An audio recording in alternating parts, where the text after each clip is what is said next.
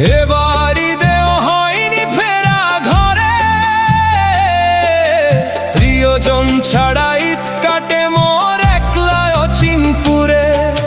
নিঃসঙ্গতা কুরে কুরে খায় তবুও মুখে হাসি, আমি যে প্রবাসী, আমি যে প্রবাসী। সবাই ভাবে প্রবাস মানেই রঙের দুনিয়া, কেউ তো দেখে না এই বুকে কি যে যন্ত্রণা।